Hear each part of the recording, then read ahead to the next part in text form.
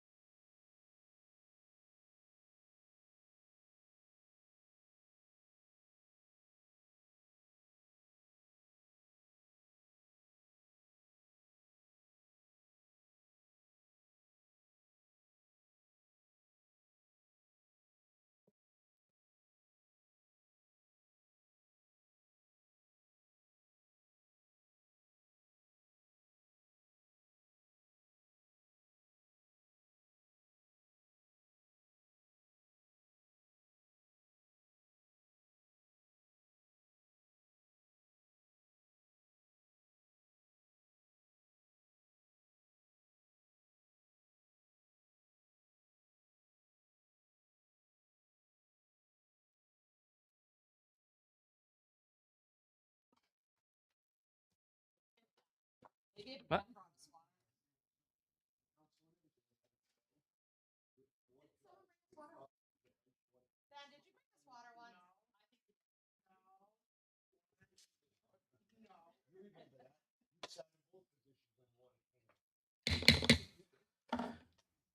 We'll now move into open session and Pledge of Allegiance. Oh, wait, sorry.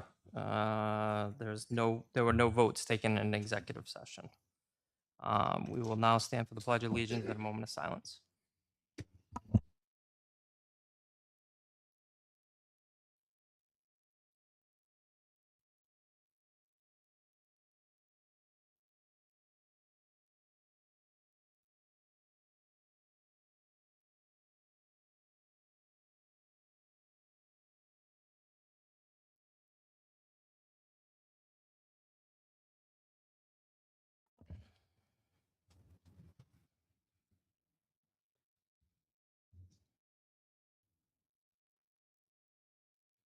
I'll entertain a motion to seal executive session minutes pursuant to applicable provisions of RIGL 42-46, 4 and 5. Make a motion. I'll second. All those in favor signify by saying aye. Aye. Any opposed? The ayes have it. Next item.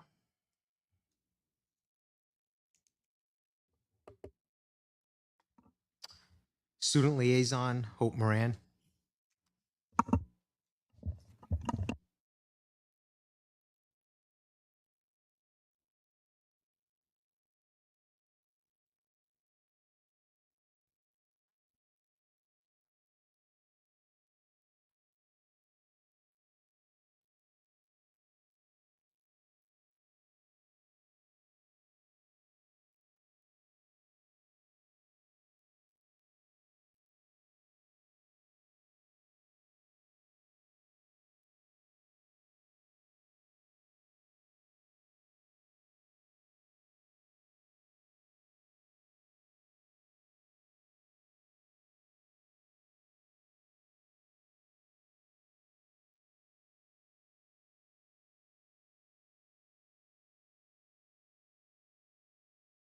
Students. Oops. Our welcome back staff event was equally special as students lined the hallways to cheer on faculty entering the auditorium, a powerful moment of appreciation and community. Even Joe Towney joined the celebration. Clubs and activities are back in motion, with highlights including both our DECA and Skills USA teams competing at an international level this past summer. Looking ahead, excitement is building for the annual Townie Pride Parade on Friday, October 3rd. Always a cherished tradition and an incredible display of community spirit. Now to everyone's favorites, athletics. Our athletic programs are off to an impressive start this season. Girls tennis remains undefeated with a decisive 6-1 victory over last year's division champions. Football returned with a spirited home opener where Townies battled hard on the field and our student section brought unmatched energy. Boys and girls soccer have both shown tremendous growth, demonstrating significant improvements from last season. Cross country competed in their first meet just over a week ago, with several athletes earning medals. Girls volleyball has been dominant, undefeated so far, and have yet to drop a single set this season. Tonight they host Barrington at home. Both teams in the crowd will be decked in green in support of Townie's Care, a student-driven organization that advocates for mental health in East Providence. Thank you for your time and continued support of our school community. The start of this year has been nothing short of inspiring, and we look forward to carrying this momentum forward with our students, staff, and families locked in. There is no limit to what we can achieve together. Thank you. Thank you.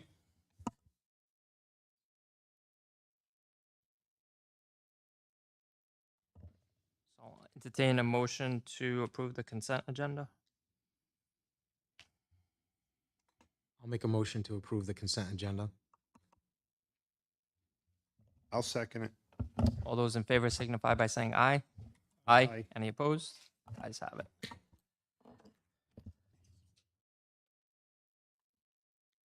I would ask the committee if we could entertain a motion to move up the police chief with regards to the camera report for the buses.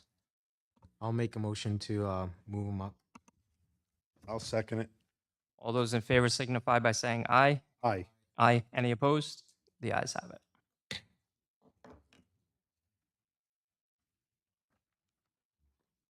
Good evening. Good evening. Thank you for coming. I appreciate it. No problem. So essentially, yeah, we're just looking for an update with regards to the stop arm camera with Gatekeeper. Any information that you might be able to provide us? Yeah, sure. Actually, about 15 minutes ago, received a email from the our contact person. On the 27th of September, they will be starting the installation on the buses. With the week of the 15th, training will commence with the school committee, school department, municipal court, and our divisions within the police department. Did they give any indication why it took so long on their end to In that latest email, they mentioned something about a form that needed to be signed. I think there was something that came out earlier today. There was a little confusion on who was going to be billed for any of the costs. I think that's already been worked out. I think the mayor forwarded over to finance or accounts payable. Okay. And when you say training, that's just like, is that for the police side of things or who? Yeah, I believe. Well, I'm more concerned about the police side. Yeah, yeah. It's the prosecution division, our Okay. community police unit, traffic unit, and also the municipal court, who works coincides with the police department. They'll be collecting fines and operating the court during any of the appeals. And that's all part of the contract, I'm assuming that you worked on or Yeah, your- during that part of the contract, I wanted to make sure that we were properly trained, to make sure that we were, abiding by Rhode Island general laws, as well as what the camera company was providing us for evidence for any violation. That makes sense. It's just, and obviously I'm not blaming you. It's no fault of your own. It's just frustrating when we had asked in the RFQ to have them installed on August 25th, and here we are. What was that date again? September 21st? September September 27th. Okay, and September 27th for the installation, the start of the installation, and the 15th, the week of the 15th for training. The email literally came out about 15 minutes ago. So Through the chair. yeah, go ahead. Chief Reposa, appreciate your time tonight. Just clarity, when you say the week of the 15th, that's the week of September 15th? yes, I'm sorry. Yeah, we want to make sure that we're well ahead of any rollout, because there's a in the Rhode Island general laws that we have to take a look at these potential violations within 10 days. So we want to make sure that we're properly trained well before anything comes out. That way, if we have any questions, we can have those answered prior to rollout. That makes sense. I understand that. Any other questions? Through the chair, do we know when the system would go live? They anticipate it going live, and then there would be a grace period, like a warning period. Is that what would happen in the beginning? I didn't see anything like that in the contract. Or I was just Again, yeah, I know that's how it's been done with the speed cameras and the red light cameras that we have through a different company. I'm not sure about that, though. Any other questions? Chief, I have a question, and thank you for coming tonight. As we get forwards, is there any way a school committee member might, I have some questions, regarding, what you guys are gonna do as far as law enforcement, once the picture is taken? What's the process going down the road? We don't have to do that tonight. I'm just wondering if there would be an opportunity to meet, and then we could find out exactly the process that you would be taking. Yeah, I'm willing, myself or somebody from the police department, to come back to your next meeting to maybe kind of break down, because I have a general idea of how it's going to work. I just don't want to commit to anything now. Once we speak with the company and figure out how they're going to process their violations, forward them to us, and what we're going to do from there. That's what I'm saying, Chief, exactly. If that, Dave, could we see if we're, whenever they're ready to let us know that? That'd be excellent, Chief. That's kind of what we're looking for, to see everybody's role going forwards with this. And that, could you speak, that it's no charge to the school district at all? The contract that you guys, because we had nothing to do with the contract. We only did the, RFQ, but the contract, we have nothing to do with paying any bills. As far as I know, I don't believe so. Again, the onus for the police department was on making sure that the company abided by the Rhode Island general laws. So I had a very small part of the contract. I know both the city attorney and school attorney looked through it. So as far as I know, I don't believe so, but don't quote me on that. Excellent. Thank you. Thank you, Chief. I appreciate your time. One more follow up, just for clarity. You mentioned on the week of the 15th, training will be starting. I noted for all parties. I just wanted to ensure that during that time frame, there would be representatives from the school district who would be welcome to join in on those trainings as well. Because I believe part of uh, working with this company was that we would have either our director of operations or superintendent would have access to these cameras and be part of that process in a way. Maybe Dr. Friend, is there like any intention or so where district representation would be able to join in on the training opportunities? We'll be trained on the use of the cameras. There's also the training on the use of the system as a whole that the police department takes care of. So we would not be involved in that type of training, but they did let us know that we would be trained on the use of the cameras.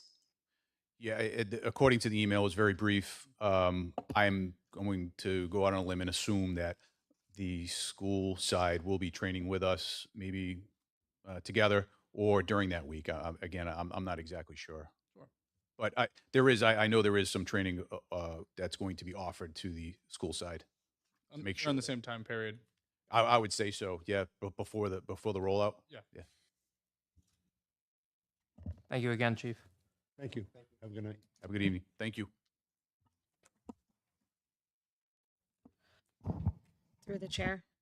Would it be possible to move up the building committee report? I had asked Ann to be here from Peregrine Group so that she can give you an overview of what's going on with the Martin Waddington projects. I will entertain a motion to move the building project update up. I'll make that motion. I'll second it. All those in favor signify by saying aye. Aye. Any opposed? The ayes have it. Thank you, Ann, for coming tonight. I know we had a building committee meeting last night, but there was no public there. So thank you for coming tonight to let everyone know what's going on. Of course, no problem. Thank you. Thank you, Ann. Evening.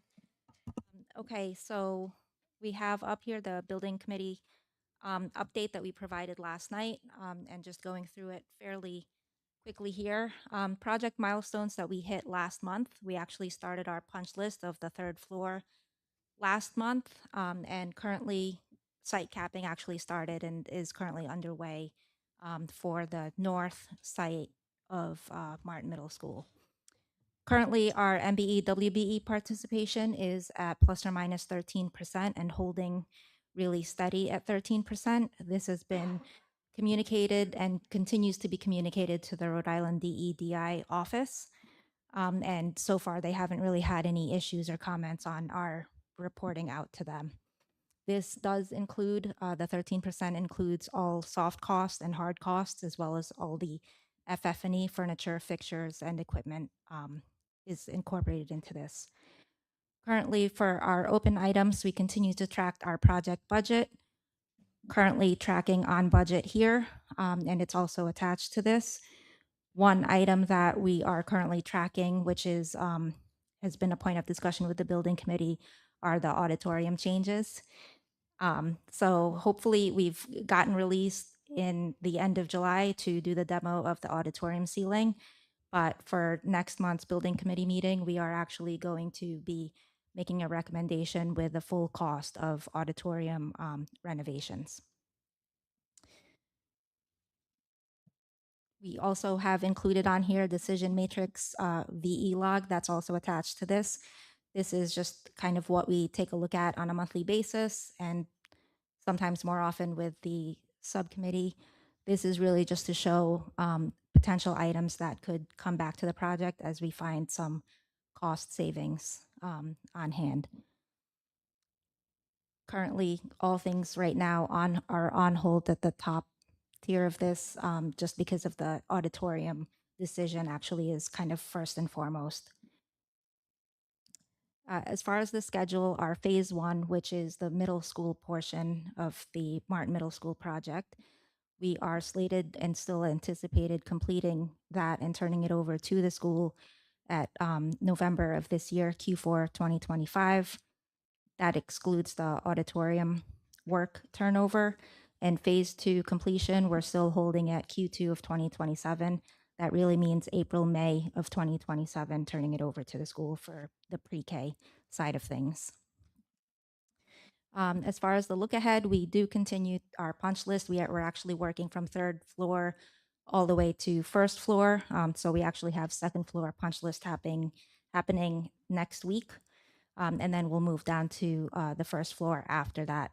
So really a lot of work ongoing. Envelope finishes are ongoing, interior finishes ongoing as we make our way down the different floors, as well as the mechanical, electrical, fire protection, and plumbing. Low voltage and security ongoing. Site work, really in a good place. We've got our curbing going in, retaining walls, and again, just the site capping on the north site, which is really a big deal to be able to close that out. We do anticipate the furniture, fixtures, and equipment installation taking place the beginning of November in preparation for turnover to the middle school. And then we also have some photos to follow this. So we have photos here of the cafeteria progress.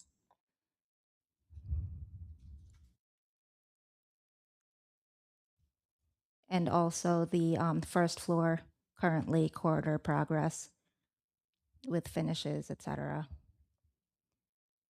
And then if we go down another one, this is the adaptive PE in progress. And then also we can see the demo of the ceiling completed for the auditorium and basically the dance floor that's currently in place to enable our construction partner to do their work.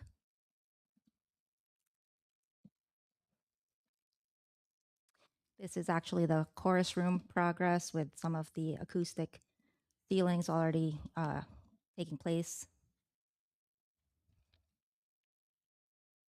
And then the site work with the binder already going down.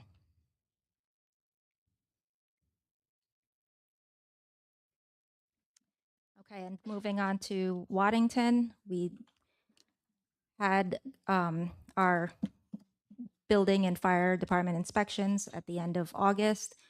We got approval to actually have classrooms turned over to the teachers August 22nd in preparation for the August 27th first day of school. MBE, WBE participation, for some reason, we are still holding at that 13% here as well.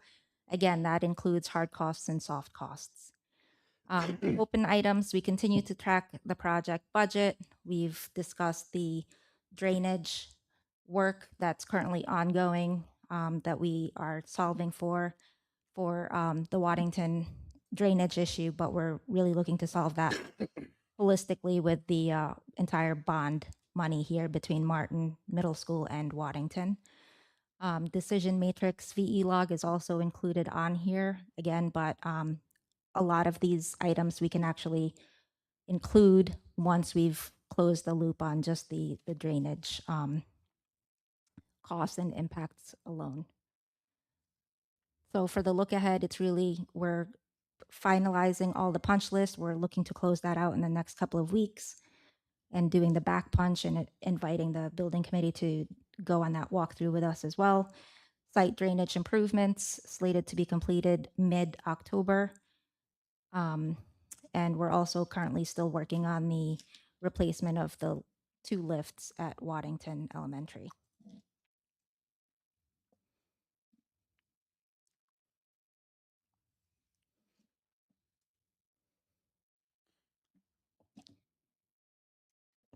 And then we just have a few photos of the work that was completed for phase 2, which is all just the 1st floor portion of the building, and then also this site drainage work underway.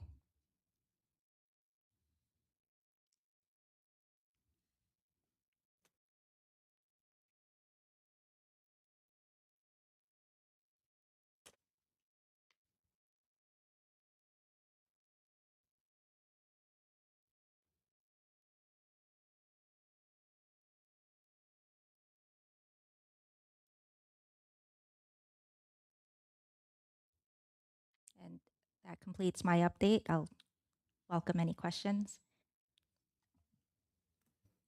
And how confident are you that this project's going to wrap on October 15th, around the October 15th with regards to the drainage? I'm pretty confident because we got confirmation that all of our structure for the drainage is actually slated to be delivered by the end of next week. So I think we should be in a good place for that. Thank you.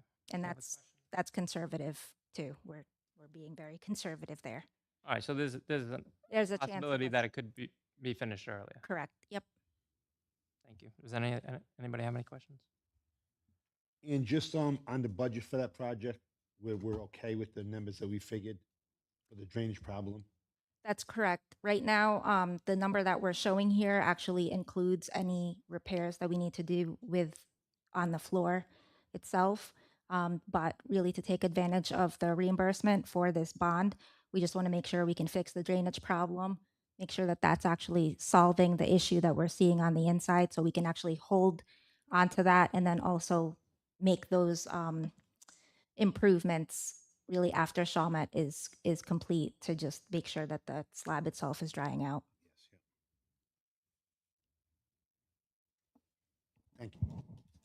I just want to make an announcement. Building committee meetings are open to the public. So anybody from the public is welcome to come at any time. Our next meeting is October 6th. It had to be moved because the 13th is a holiday, but they're normally the Monday before the school committee meeting. So if anybody out there is interested in hearing more about these, this is all discussed prior to the school committee meeting, the Monday before the school committee meeting.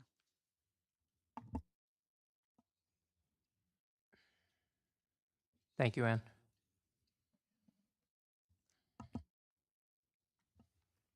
Next item. Superintendent's report.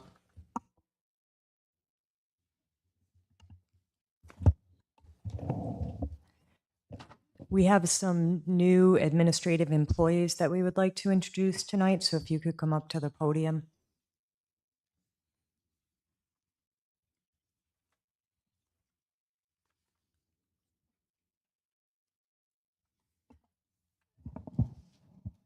So I just want you to know that I put this on the agenda because I think it's really important for us to put faces with names and to thank you for joining our district.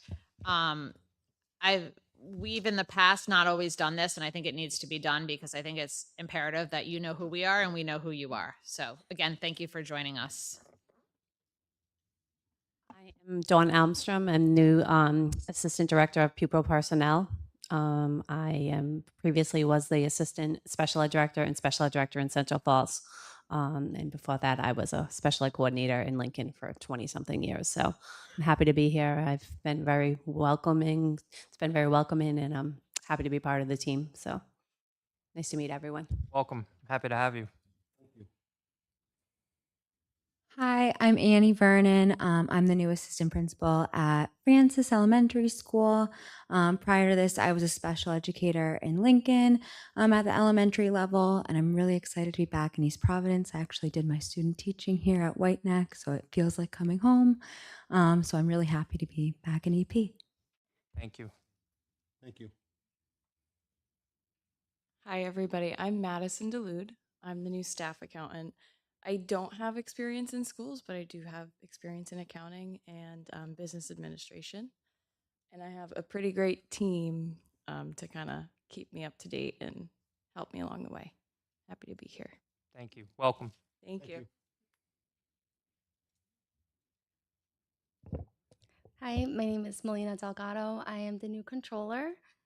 Previous to here, I was the deputy finance director over at Segway Institute for Learning in Central Falls. And before that, I was at CCONC where I did accounts payable and payroll. So thank you for having me. Thank you. Welcome. Is that everybody? Next item. Oh yeah, that's right. Still superintendent's report. Next, we'll have an overview of the ESY program from Missy Moon, who was overseeing the program. And Leslie, are you and Leslie Anderson, our Pupil Personnel Director. Good evening. Hi. I'm going to talk about the Extended School Year Program. Extended School Year Program is a special education service under the Individuals with Disability Act that provides eligible students with disabilities instruction beyond the regular school year. The purpose of Extended School Year services is that it's designed to prevent significant regression in skills that the student would be unable to recoup within a reasonable time when school resumes. Every year, IEP teams meet, review children's goals and objectives, look at the data to see if they may require that service for the summer. This is something we do annually as a team. We look at our data to see if there's any regression over breaks. And at that time, the team is able to determine if a student would require that summer school service. The length and format of Extended School Year Service is a modified version of the school day. It's not to look what, sorry, to replicate, thank you, to replicate the regular school year. We meet a few days during the week. We provide services for students to help maintain skills so that they come back ready to go in the fall. The IEP team determines a student needs ESY, and the school district is required to provide that at no cost to the family. In short, ESY is not summer school. It's a tailored service to help certain students maintain critical skills so they don't lose substantial progress over extended breaks. Up here we have a list of some of the activities you can see if you come and visit our extended school year program in the summer. We provide academic supports and maintenance, related service supports and maintenance, transitional services, community activities, social emotional support and maintenance, environmental explorations, rituals and routine continuation, functional daily living skills, job exploration, social skills, sensory integration, and self-help skills. What you see here is just a breakdown of the previous years, broken up by number of students served. So this past summer, we served 135 students with a 69% attendance rate. Teachers in summer school, preschool to high school, we had 17 teachers with a 97% attendance rate. Paraprofessionals, we had 31 paraprofessionals with an 88% attendance rate. This summer, we also had 3 speech language therapists, 1 occupational therapist, 1 PT, 1 BCBA, and 1 RBT, 1 school psychologist, and 2 nurses.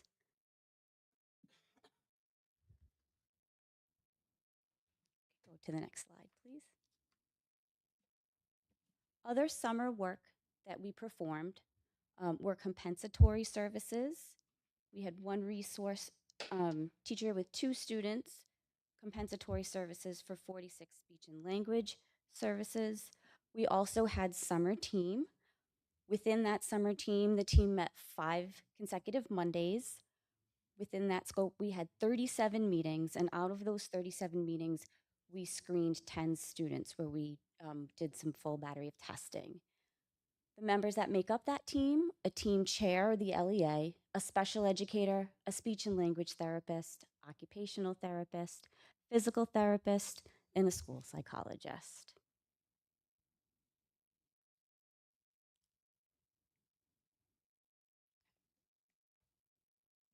And that's it for the slides. So at this time, I open it to any questions. Through the chair.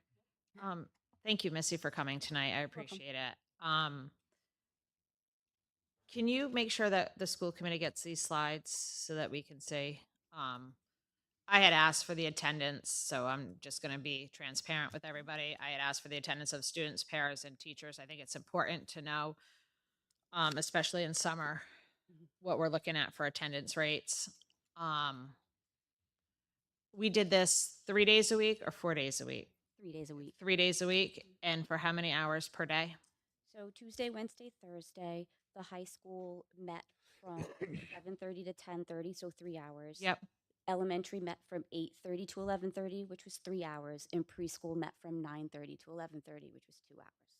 Okay, so I'll ask either one of you. I don't need you to. Is that the average for the state of Rhode Island?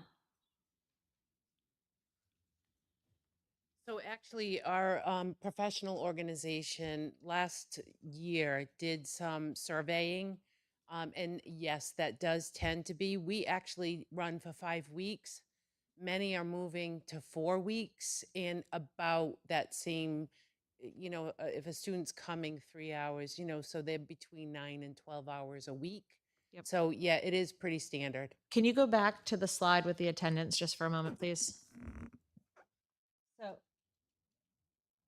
So for the students, we're looking at a 69% attendance rate. What we find sometimes is that, we do ask at the end of the school year when we're preparing with ESY meetings, will your child attend?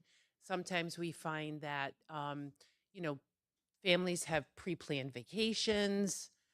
Some say, yes, they will attend, but then when push comes to shove, they don't attend. I don't think that we had an overabundance of illness or anything like that this summer. That was where we fell with that 69% attendance. So for the staff, is that including substitutes or is that everyday staff that was the 97% and the Of 8%? of the 17, Yep. we had a 97% attendance rate. Okay. Okay. And this is covered by the district as a whole currently. Correct. And prior years, this was through ESSER funding, or was this COVID? How did we fund this prior? Do we know? To my knowledge, it's always general fund. Always general funding. Okay. Okay. Thank you.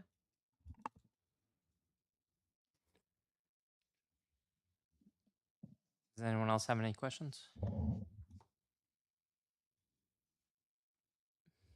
Thank you for your time. Appreciate it.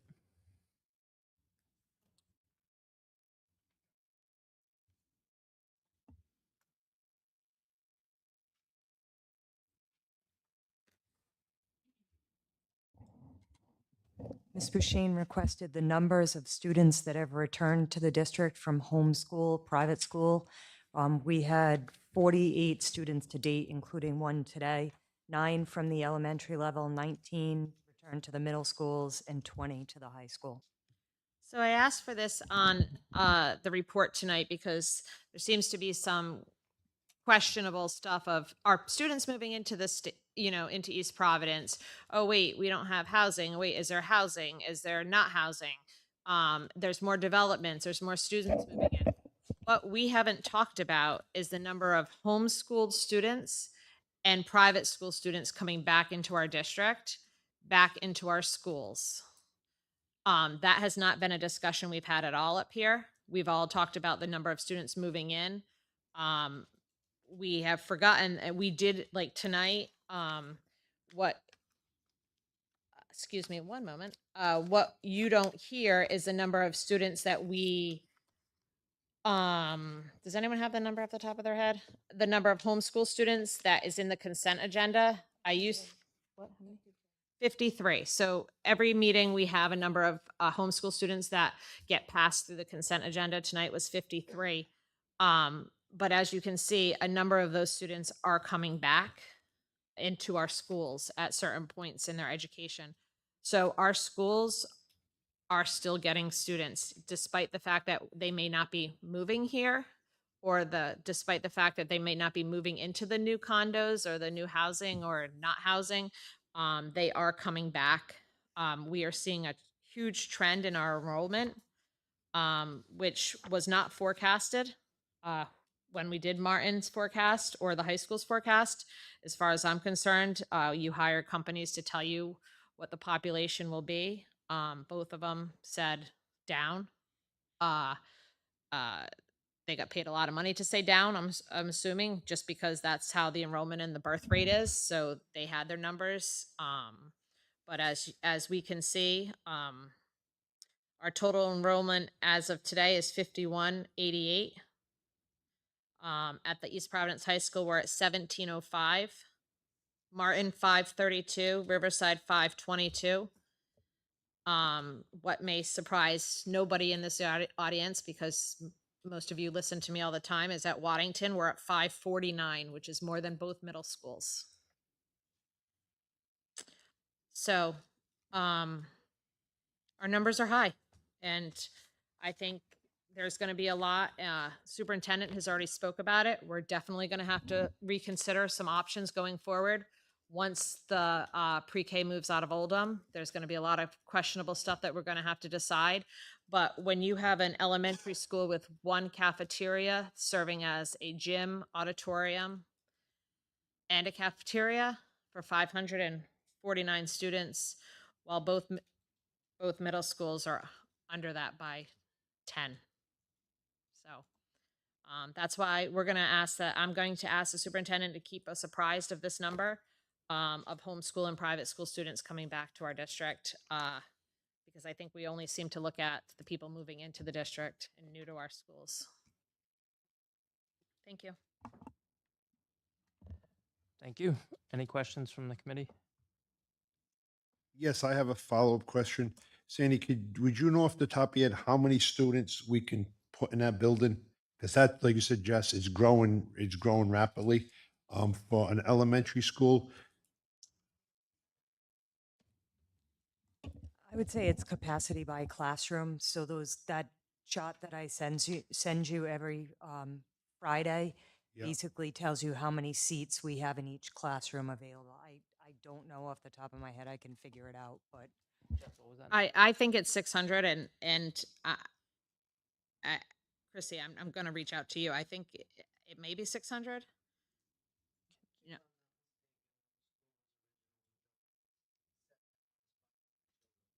Okay, so yeah, we have exceeded it.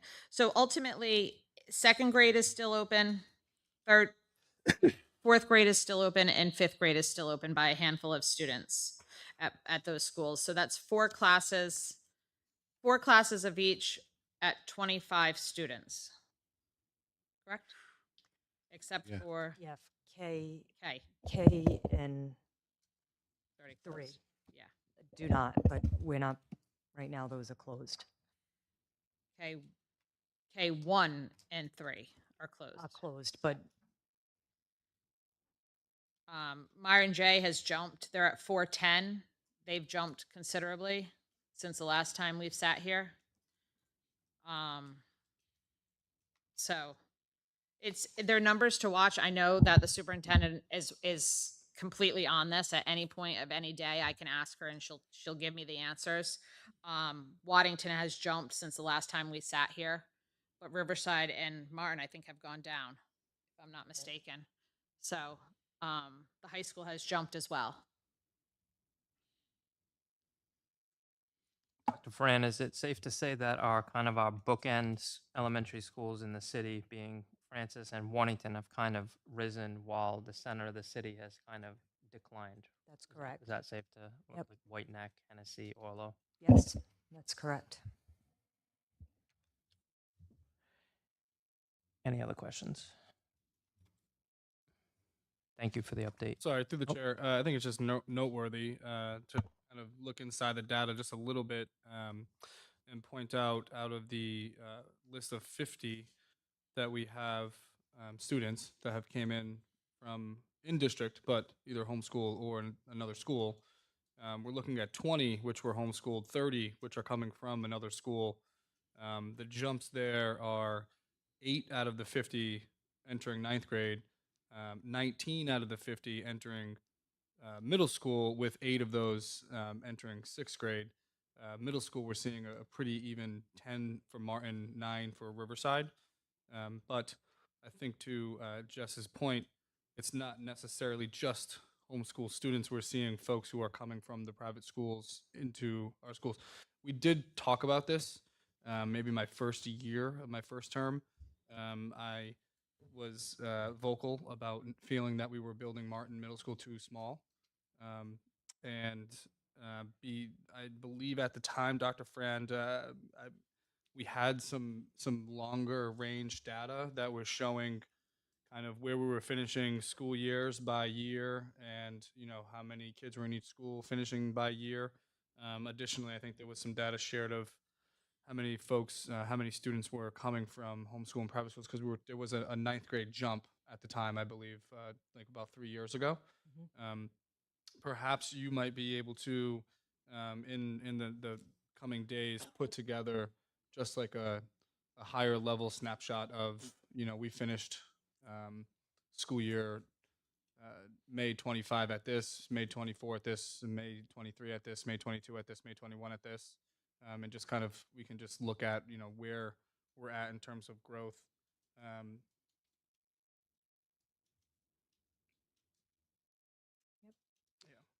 These are just homeschooled and reentries. This doesn't include new enrollments that have never been out of schools. And again, it fluctuates. We have students that have left and then students that have come in, but registration was very busy the 2 weeks before school started. yeah, that's a great point, because this list of 50 are just students who we've already had connections with. Correct. I just want to piggyback on what the chair said about our inner city schools.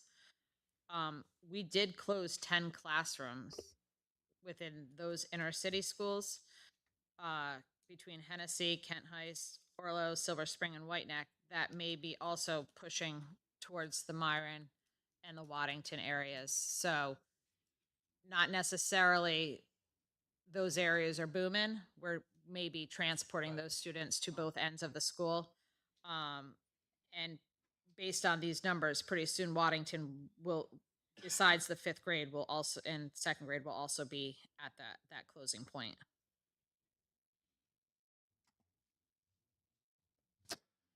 Any other questions? For fun, just looking at numbers, it is interesting to highlight the gaps we have currently in between 8th grade and 9th grade.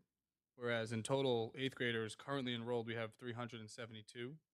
In 9th grade, there's 559. That's a pretty wide gap. 459. 459, excuse me, 459. But it's like still like an 80 student gap.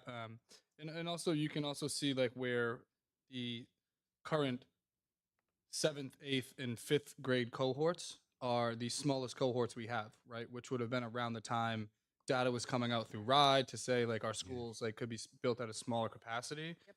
However, when you start going kind of backwards in grades, 4th and beyond, it's 373, 380, 348, 342, 358. But that's kind of showing there's becoming like that bump in the 3rd grade realm. And I think what we would be wise to keep tracking would be, are we seeing a high number of enrollments currently? The reentry students, there are 0 in 3rd grade, which is interesting because that's the highest total we have in a cohort of grade students. That cohort is the highest because that's the grade where a lot of parents didn't send their children to kindergarten because of COVID. So a lot of students were held back a year, I believe, and didn't enter initially. So we watch that cohort. It is our biggest cohort, and we believe it's for that reason. I think that they would have been in K, I think, during the hybrid year.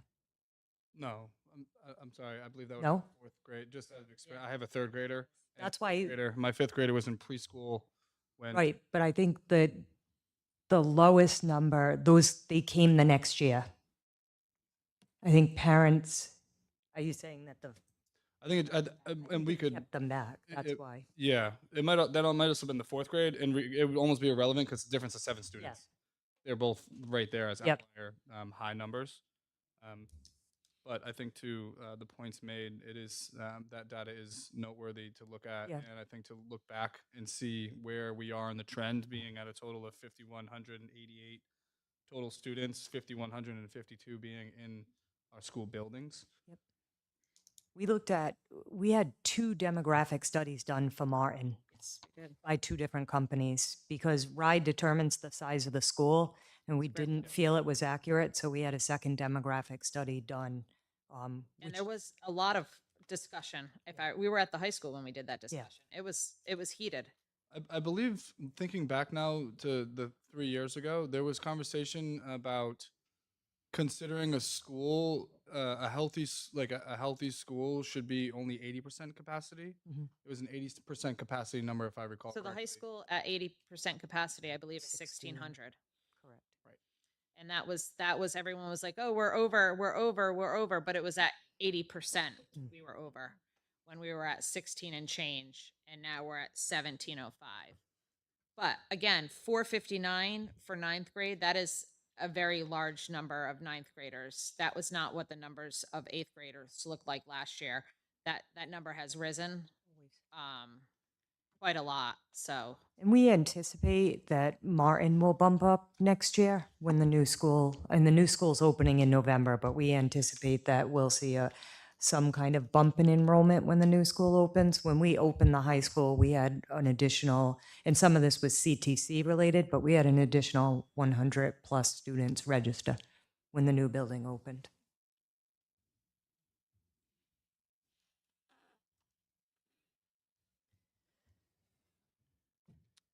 Next item.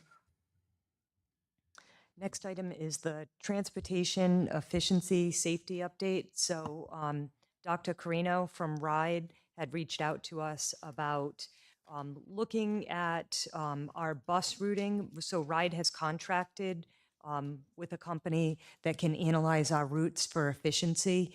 He will come to the next meeting to speak on what the study would look like and get the committee's approval before we proceed. He was not able to come tonight, so I just wanted to give an update. Mr. DeSimos asked for an update and let you know that he is able to attend the next meeting.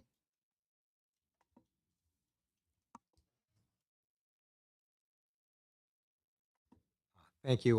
We had heard about this at the Rhode Island Association of School Committee Members. He did a presentation on it, but I think it would benefit our district and it would be a potential cost savings. And now I think we're going to share the cost with other districts. So it'd be more cost effective to do it now, I think. Thank you. When did he bring that up? How long ago was that? Oh, might have been May. When was the meeting? May or something? yeah, June. it was Derby Day. All right. It was Derby Day. So not something new. No, he reached out to us in July, and we've been going back and forth on dates.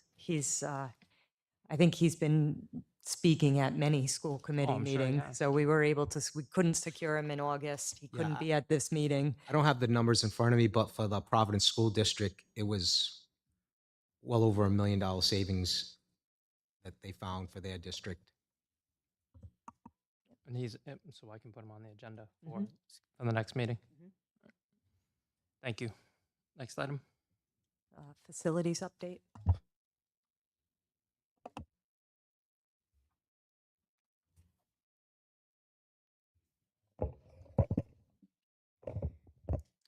Good evening. At Waddington, the interior work has been completed by Sharma Construction. Drainage work will continue through the beginning of the school year to alleviate water issues that the school experienced in the back of the building. New pathways have been temporarily installed to let staff and students walk around the areas of construction safely.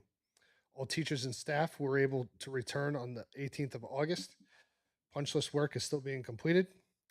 At Martin Middle School, it continues to move along smoothly. Interior finishes are being installed. Initial punch list of the third and second floors are being done. Sidewalks and roadways are being formed. The landscape will start to take shape shortly, and the building is still on track for the November turnover. Many summer projects have been completed by our maintenance team and few outside contractors over the summer. The list includes Silver Springs Teachers Lounge makeover, Riverside main office makeover, Orwell window gap correction, graffiti and paint sealer installation on all high school bathrooms, storage cabinets at Waddington in all classrooms, Orwell drainage pipe repair work was done by Chris Grant Excavation, Orwell parking lot and playground repaving by Pawtucket Hot Mix, installation of steel storage building at the high school by Duart Corporation and electrical by Wayne Electric, 3 new dishwashers, 1 at Hennessy, White Neck, and Orla. Installation of 4 new unit ventilators, 2 at Francis and 2 at White Neck.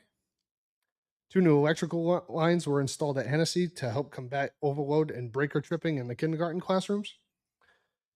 Addition of convex mirrors around the district to help around corner vision from a grant that we had gotten from the trust. There were many various classroom items teachers had requested to be altered, such as cubby areas at Silver Spring, quiet rooms at Orlo, and shelving at Riverside Middle School. At White Neck and Francis, our in-house electrician replaced outside lights with new LED units above all exterior entry doors. New mulch has been added to all the playgrounds. We had full deep cleanings of all the buildings. And the Oral parking lot painting will be taking place soon. With the simple layout, we might be looking to do it in-house. I'm also getting contractor quotes together. Logistics and schedule are also being worked out for the sidewalk work and paving at Hennessy. Sidewalk work at Orlo and the paving at Hennessy, I should say. I'm hoping that will begin in the coming weeks. By contract, they have up till November 14th to complete Hennessy. And in discussion with Pawtucket Hot Mix and City DPW, it's being determined that the Orwell curbing work will possibly have to take place in the springtime due to the school uses of the sidewalks and the city schedule.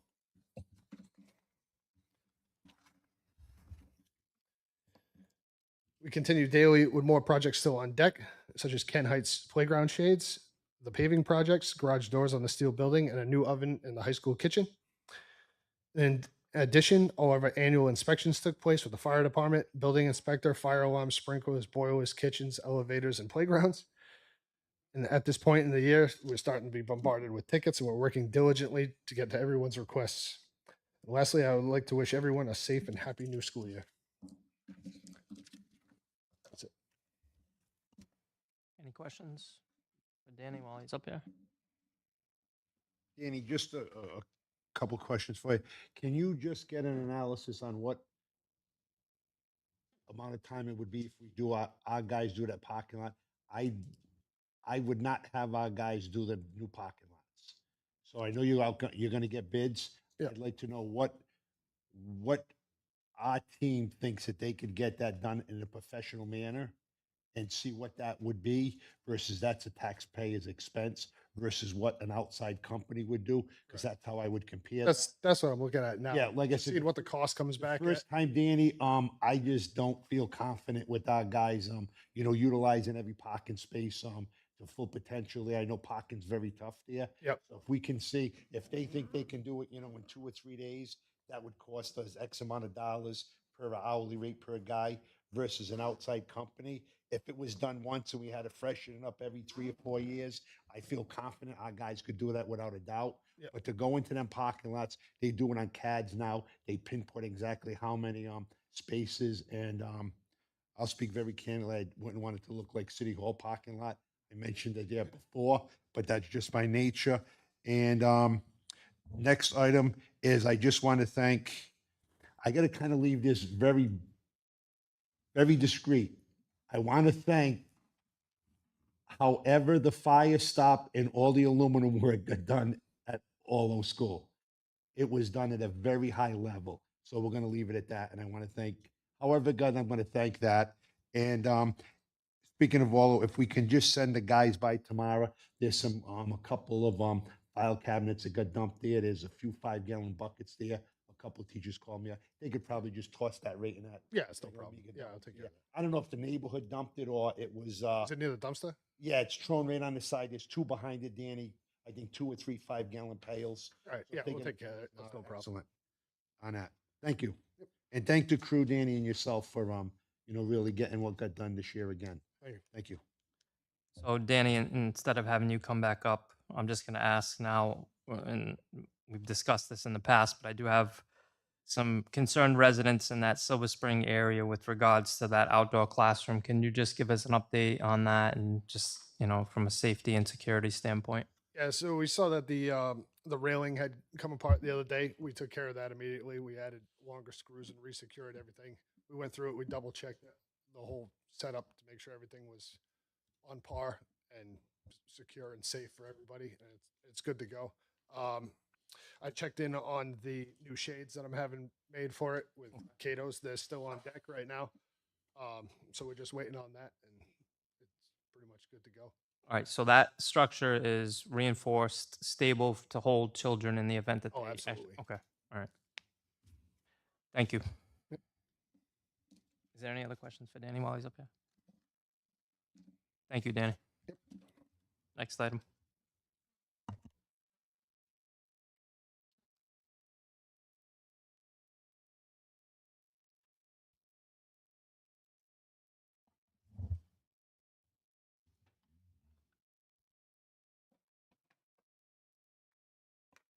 Good afternoon. Okay, so I've provided you guys with the September finance report. As mentioned before, we have been very cautious about our spending for the last quarter of our fiscal year. So I did want to especially acknowledge a lot of the staff, administrative, teachers, principals who've been really creative and have been helping us out and making sure that we're very mindful of our spending. To start, I would like to draw your attention to the salaries line. It is going to be very close. I have projected there will be a small savings there. There will be some remaining. However, I do not believe it will be sufficient to cover all of the overages in these salaries for substitutes. In previous reports, I believe I sent you guys over an estimated expenditure, and we expect there'll be about $80,000 in addition for the end of the fiscal year, just covering the folks that are on FMLA. It doesn't include any additional call outs, anything that's ad hoc. So we expect that it'll be about 80,000 just for the FMLA expenditures coming out of the substitute line. So it's still a line that we, are concerned about. We've made that adjustment in our updated proposal for the fiscal 26 budget. So putting that on your radar. As for the other lines in the 51-100 series, we are not that concerned. However, we are keeping an eye on them. You can see there are some overages in other lines. Moving forward, we have in the 5200 series, I did want to draw your attention to the health line. I do expect it is going to be very close there. And so we're keeping an eye on it, and hopefully I can get a more updated projection. We did get some new hires, and so there are some changes in terms of like their benefits. So we're recalculating that now. I just want to draw that attention in this meeting, and we'll see how that plays out next meeting. Hopefully I can give you an update on what that will look like for the end of the fiscal year. Moving forward in the 53-100 series, again, you see there's several lines that have overages. I did want to draw your attention though for 53-303. There is a slight error there. You'll see that there's a report of 119 expenses when really it's 9,000. The remaining 120 should be in the 53-403. So I apologize for that minor error. I want to flag that for you if you noticed. When you look at previous reports, there is that expense there is reported. Moving forward in the 54-100 series, of course, we do have some concern. I did want to acknowledge Danny and their team for being really mindful on how they're spending. But we of course are concerned there as well. Any unexpected expense, of course, needs to get addressed if it's an emergency, but anything that's costly could push us even further over the edge. In the 5600 series, again, acknowledging all the teachers and school principals for their flexibility and being mindful and working collaboratively with our office and trying to spend down things. So we worked really closely with them. I know it was a concern about making sure teachers had what they needed. We were able to get folks what they need for the remainder of the fiscal year and had advised them to submit the remaining items that they might need for the new fiscal year to close out their new school year supplies. However, I did want to flag that we have some concerns in terms of the electricity line as well as our gas line. We're over there. However, we're trying to be mindful with expenditures. I know Sandy will go around and turn the lights off if there's no one around. We're all mindful about that. We don't even run the AC in our office. So we're trying our best. But I did want to draw that to your attention. The other lines, the 57 and the 58 series, I don't have anything significant to note at this time. I did want to also flag that in the middle of the fiscal year, we did have a change for one of the grants that we have. So you will see an overage for some of the items because it's related to the categorical grant. So I just wanted to flag that there, and we're working on being able to pull that out so we can see the exact total. Is there any questions that you would like me to elaborate on at this time?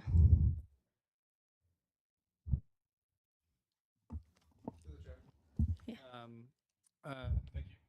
Mhm. And I'm hoping you can take a look. 57.3.1.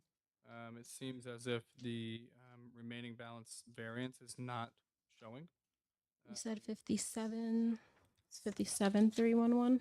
Yeah, a month ago, and as of August 8th, it was in a $135,000 deficit. That's tech software. It appears that it's the same amount of money of a deficit. However, this doesn't show up. 57,103. 57.311 tech software is the last one in this. Oh yeah. Yep. Oh, I apologize for that. Yeah, the remaining balance. You do want to see the? I'm sorry. I can double check the formula there. Thank you for drawing that to my attention. Yeah. Additionally, I just wanted to make sure I'm clear. The $100,000 error, we'll say, in the 53.301 professional development. Yep. That's supposed to just be in the 53.403 one-on-one health providers. Yes, that's just the nursing expenses. So when I pulled the report, it accidentally got fed into that line, and I just wanted to draw that at your attention. Yeah, thank you. Yep. For now, would just be if you could kind of talk us through how the 5400 series actually the remaining balance has grown in expenses by about $7,000. At a glance, I'm looking at 54,320, 54,321, maintenance tech hardware, maintenance tech, maintenance electrical. But those expenses have actually gone down month over month. So there were some accruals that we do, which is when we expect there to be a specific expense. So previous reports would hold those in there, and then as we get the actuals, we'd feed them in. Right now, what I've provided you guys was the actuals, and that's why you'll see some of those adjustments. We just try to make the report as meaningful as possible when we give that information to you guys. So I had made some adjustments to account for the changes in accrual. That's great. I mean, Yeah. expense line items are good. Yeah. Just to interject too, we have also been looking at the coding. So there are some things that were not coded correctly prior to. And also we've been looking at expenditures that should have been charged to grants that may have been charged to the general budget. So we're looking line item by line item at expenses. Yeah, I did want to add that we haven't made the entries to move any of the grant related expenses that we have found yet. So they will be reported here. However, for the next period, you'll see some change.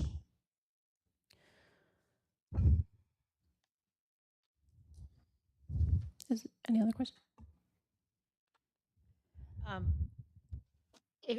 If you don't have the answer tonight, that's okay. So I'm just throwing this out here to you. We gave, City of East Providence taxpayers did the bond for the high school, and there was like 2.8 million roughly left over. And the city council put it in an interest-bearing account for us. Have we found that money? We have not. I don't say we haven't found it. From the last check-in I had with the finance director at the city, it still has not been deposited. So, there's like for what hold on. Why you think of that? When was No, the I last know, time you checked I'm in? having a hard time swallowing. No, I understand, but when was the last time you I would say 2 to 3 weeks ago at this point. Because I brought it up. We brought it up at Yeah. So it was supposed to be at like, and I'm just throwing some names out there because listen, I don't know if I know everything. Mellon Bank, Hillside Financial, something like that. And it was supposed to go from one place to the other place. There was some signatures needed. Yep. I know it was not on our side because we don't hold the money. So again, but it's not bearing interest if it's not in an interest account. Again, Yep. nothing to do with you. How, you know, at the most recent city council meeting, there was a discussion about some money not coming to us because we had an interest bearing account. And I just want to make sure there is an interest bearing account with 2 point something million dollars in it of taxpayers' money, because that was the whole purpose of us putting the bond money in. So can you please reach out to them tomorrow? Yes. Or find out what we as a body need to know, since that is taxpayers' money. And we were under the assumption that it was going to go in. The city council was wonderful enough to put it in an interest bearing account so that we can use it for construction for ourselves, which was wonderful for us, for the school department, and for the students of East Providence. But I believe this process started in April. Yes. If I'm correct. I am correct. It did start in April. So I don't understand what is taking so long. I can talk to the finance director and get a status update. There's some tomorrow. news for people of the Facebook world. Yeah. Yeah. Exactly. What was the answer given when you asked 2 or 3 weeks ago? What was the response again? Specifically that they're in the process of filing the final documents. They had some due diligence questions for us. The director and I have been working through that. And the reason why it's 2.8, because we had heard different numbers. To clarify, I think the beginning amount was 3.2, was that there is a fee associated with the transfer of about 400,000. A $400,000 fee. That's the estimate that I received. Yes. And they've been asking questions since April. They've had confusion It's since April. Partial. April 24th. Yeah. Yeah, that's I'm not clear, so I will just clarify. We are also working on the second tranche of funding for the Martin Middle School project. So I've been working collaboratively with the due diligence questions as well. I can't distinguish exactly which one is for which. They do come from the same bond agency. that's just wild to me. Through the chair. Yeah. So the bond agency is holding that money. I can't clarify exactly what at this point, at this on it? stage, but All they charge us a fee? No.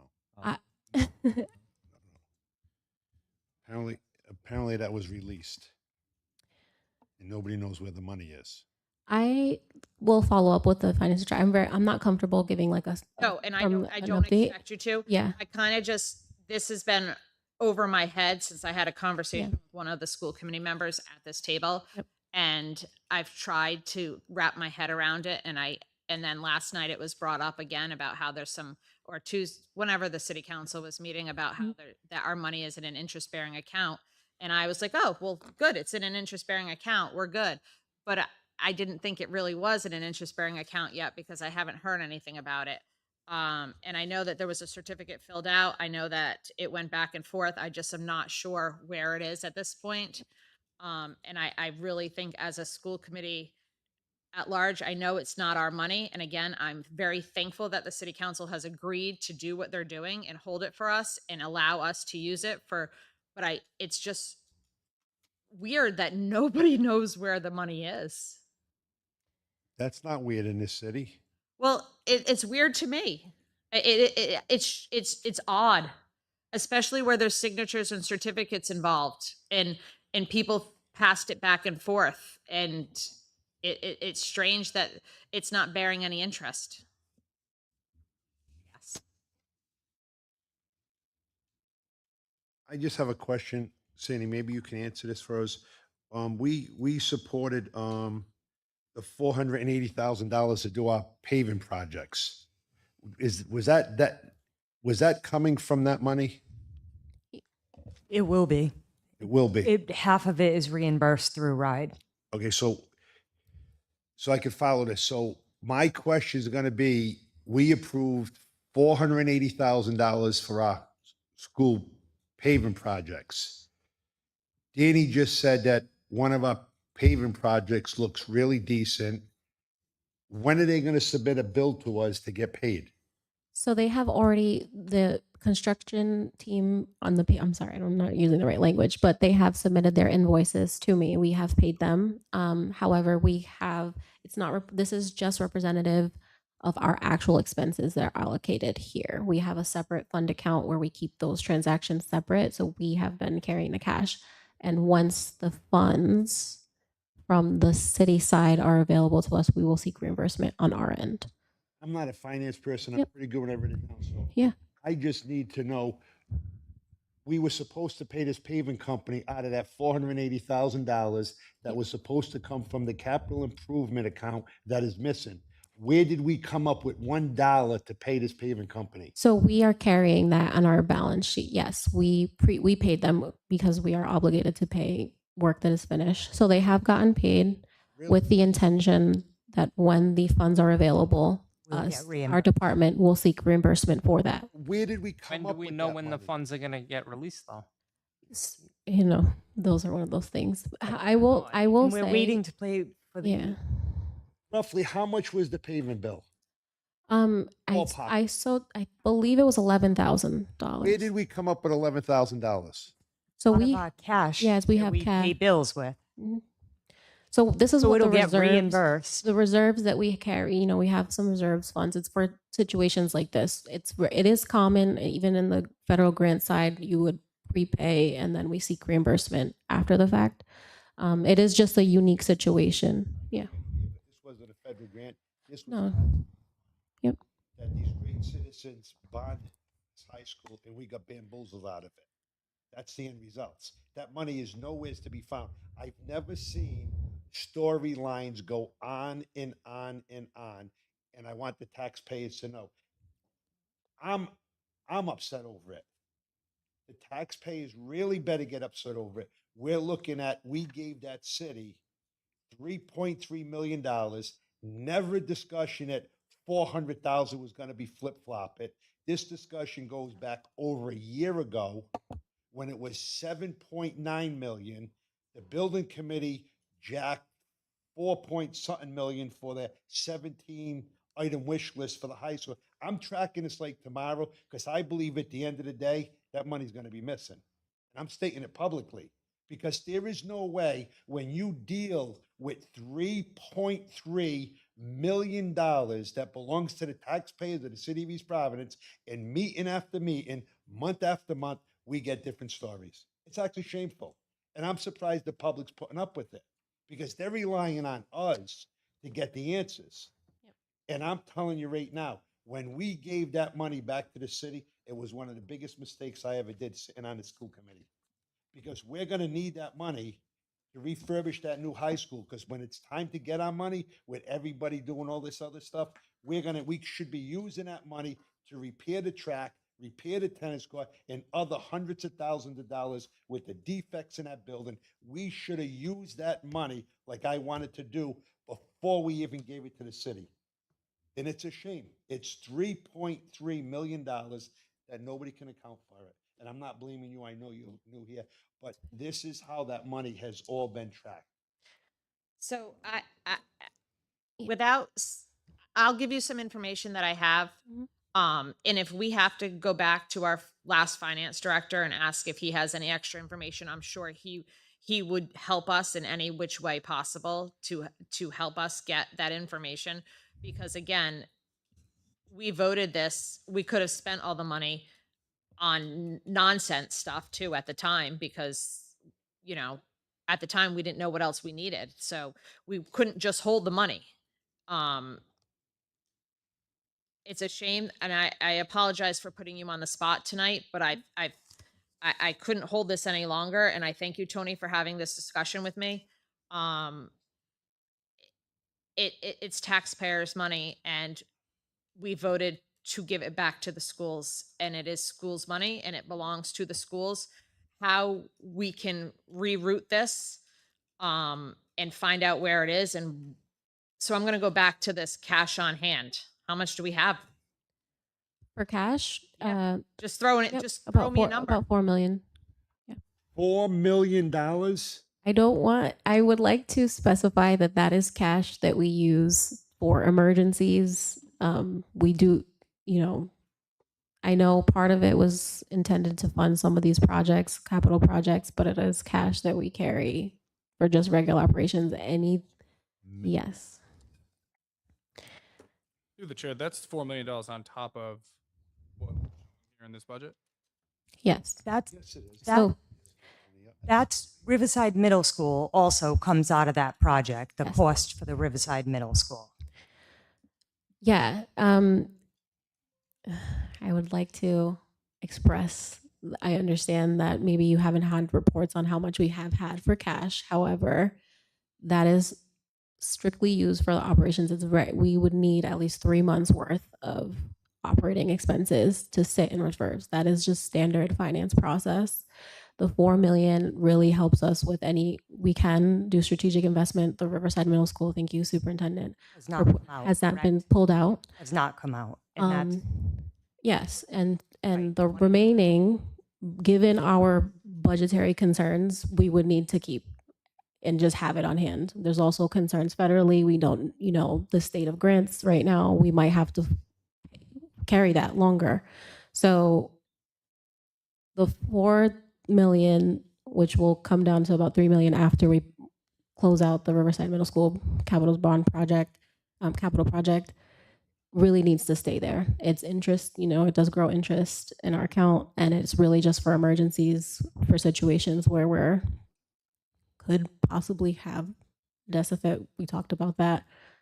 Also, if there's any insecurity, given the insecurity federally, any emergency, that's really what it's for. So I just wanted to clarify that. I understand that you probably haven't had updates and reports on what the balance is. We can implement that if that's what you'd like. Yes, However, yes, we would. Yes, 150%. Yes, we would. We would like that every month now going forward, at least on one person. But Yeah, no, I second that. because I would never have asked teachers to not get stuff. No, I completely understand. But some days it rains a little more than others, and I completely understand. I knew what I was asking when I asked the question. So however, I didn't expect that number. So I'm going to just say it out there. I did not expect that number. I don't think any one of us did, because you can see all of our faces right now. They don't look that way. So I expected a decent number, but not that number. I would like to clarify that if you start pulling from your reserves, you could create a structural deficit. That would be a problem with the Auditor General. So I will say, I understand like getting the teachers what they need. However, we have an obligation to report what our budget is. We pass a balanced budget every year, and we would need to allocate, if that's the intention, to have a deficit in that sense. That's what it would look like. I appreciate you so much, but as you sat here for the last 3-4 meetings with the word deficit, which took, as you know, everyone by storm, front page of the East Bay paper, all over Facebook, deficit, even though we weren't in a deficit, the word deficit scares the bejesus out of people. The idea that all of us, I'll speak for myself, but I know everyone on here, we started to cut from the worst of the worst. We started to take from the worst of the worst. We started to take away from kids.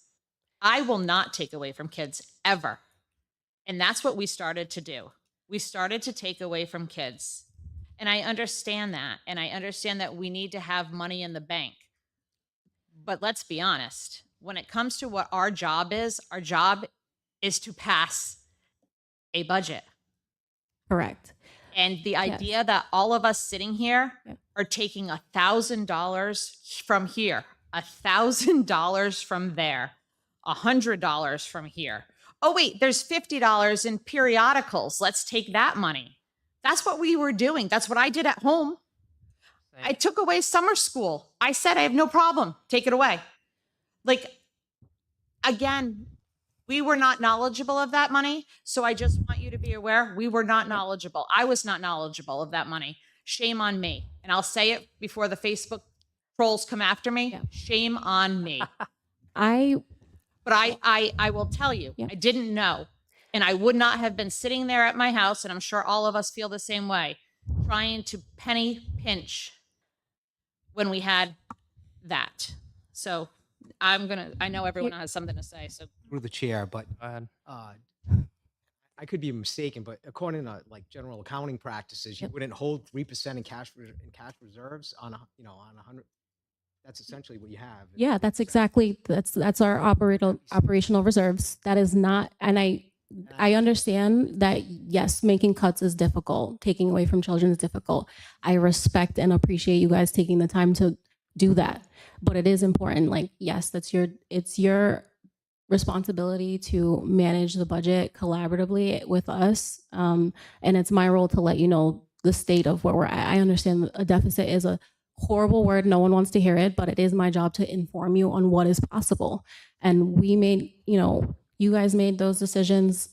Teachers, administrators made decisions to make sure we do not see a deficit. That's what the intention was. I understand that it's very scary, but that's where we could have gone. And I needed to make sure that everybody was on the same page for that. While we're talking about, Can go there. we can, we're Still very can go close. there. But I'm just acknowledging, yes, it's difficult to cut from kids. It's difficult to cut from teachers, the supports that they need. But when we're talking about the cash is reserves for these gravity situations and also strategic. If we have any overages, we could reinvest that somewhere. But what we're talking about, which will now be about 3 million after we pull the Riverside project, is enough to cover us for our operational, about 3 months worth of expenses. We are in such a volatile climate right now, federally, statewide, we don't know. We're not going to see any surplus in the next few years. And I want to make that very clear that just because we have reserves is not something that we can be counting on. That is just to carry us. It's cash. The way I like to describe it to teachers when they ask about what their balance is on in their student accounts is you might have $5,000 in your piggy bank, but it's really just petty cash to make sure your check clears, right? But it's not a representation of what it is to actually operate your program. Specifically in this case, it's not a representation of what it takes to operate this district. So if you're counting on that reserves cash, you will send us into a structural deficit, and that will be a problem. So I just wanted to make sure that that was very clear. And again, I understand it's really difficult to make cuts. I get it. And the language deficit is very scary. And I'm new, where I'm still building these relationships and building your confidence, but it is my job to let you know where we're at. Well, I'll tell you, it's a good thing we brought back the late buses, right? We could have had those for September and October right now, basically. Yeah. We could right now. Kids could have had those buses right now. I would make the recommendation, no.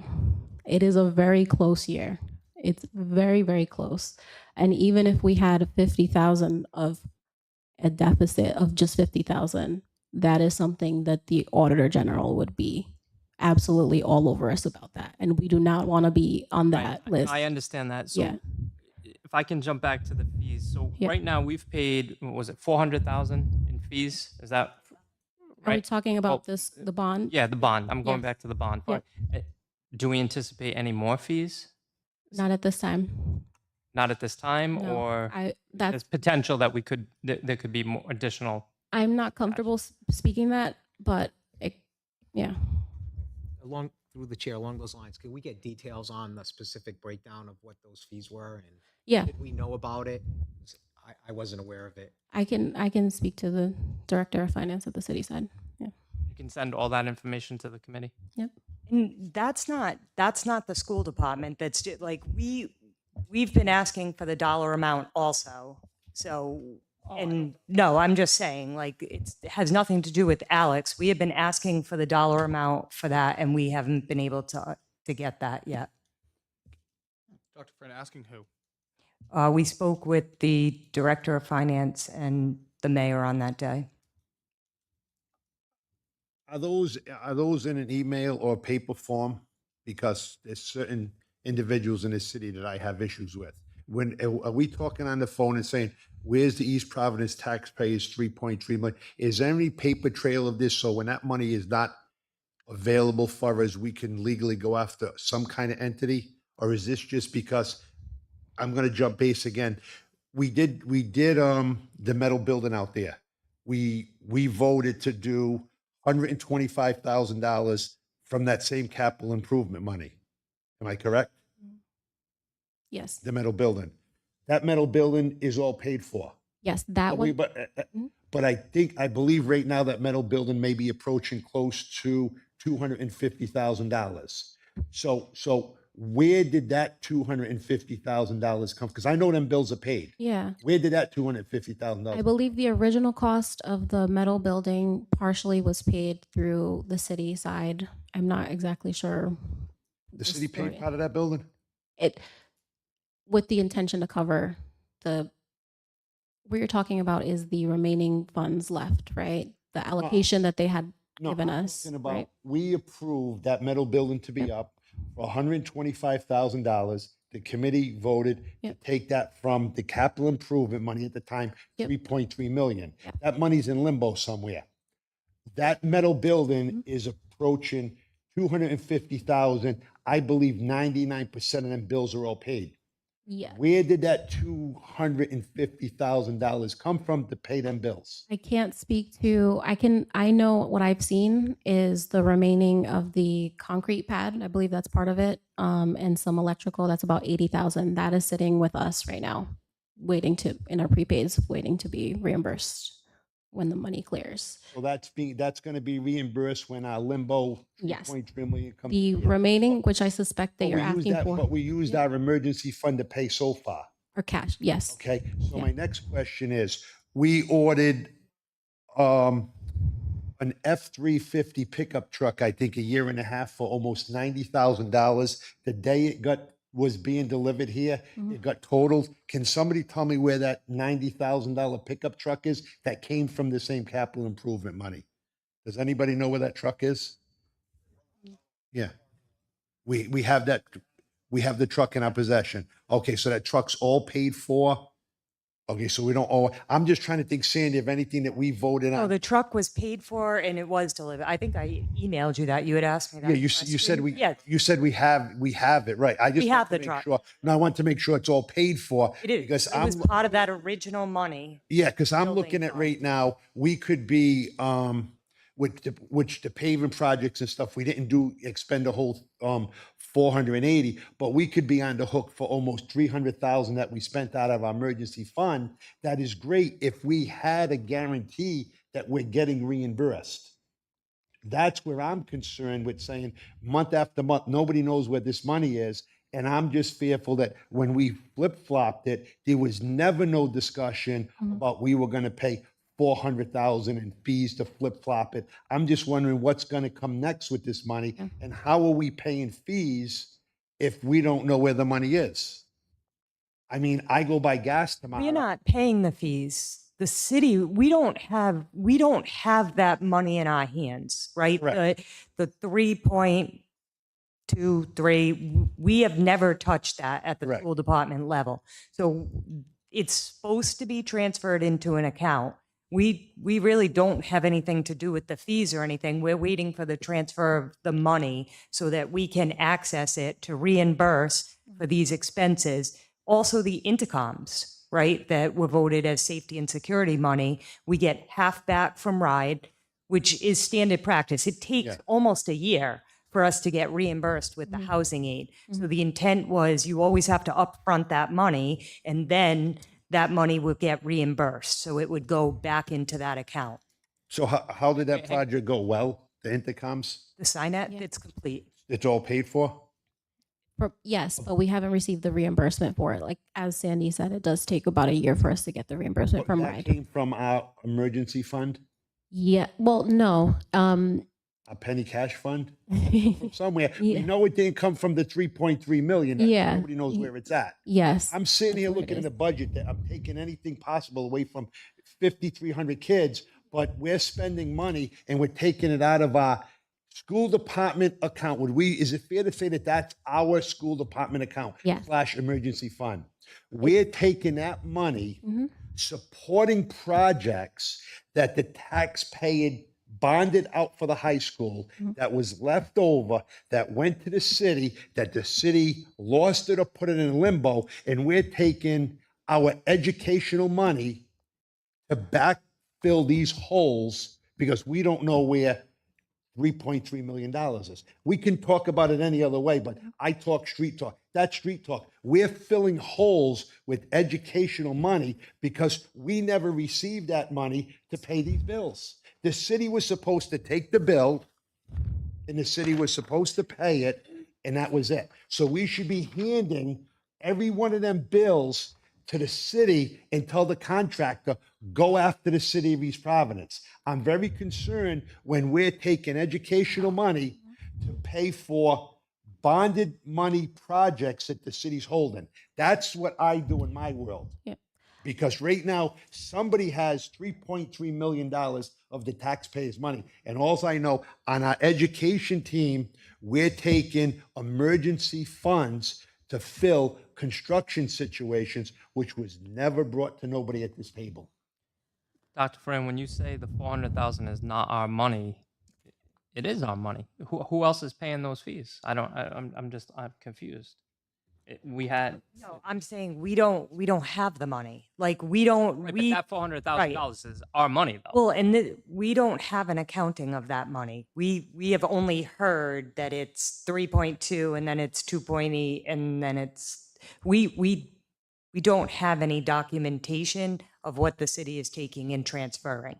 But city, why was it, in other words, when these projects were going underway, I feel as a representative for the city, and I respect everybody up here, I think we should have been told these bills are being paid from an emergency fund.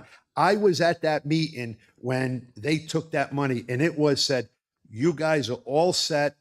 Whatever projects you bond for, we approve them, you approve them, we pay the bills.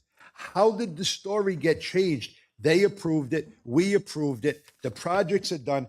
How are we responsible paying for a bill that was supposed to be paid for by bonded money? We all knew we approved everything because we had the 3.3 million. That's why I believe, because I believe nobody up here would have approved these projects if we were told, oh, we're going to take this money from our emergency fund and hopefully we're going to get reimbursed. No. I know I would have never supported it. I supported it because in my mind, we were told we shifted 3.3 million to the city. They would approve all our projects and we would pay it so they all felt safe. Nobody would lose the money. All of a sudden, we go that route. The projects are getting done. We're not sliding the bill to the city. We're sliding them to our poor new finance director. She's got to take money from an emergency account to pay them, and our money is still in limbo, but we're getting hit with $400,000 transfer fees, but nobody knows nothing about that. That's so month far. after month. That's so far. So far, Dave, that's what I'm really worrying So about. far. Exactly. But I'm just about done speaking on that for now, but I'll look into this a little bit more and I'll get some really technical legal questions to find out where this taxpayers' money is. It ain't my money. Small portion of us, I do live here. Small portion belongs to us. There's 48,000 taxpayers or so in this city. 3.3 million is just getting talked about month after month after month. It's shameful. And I don't hold you responsible, please, not one iota of this. No. You're too new for this, trust me. This city's pretty vicious. 62 years, pretty vicious. I just want to appreciate you and I want to appreciate your honesty tonight. Absolutely, Yeah. absolutely. 100%. Thank you. Thank you.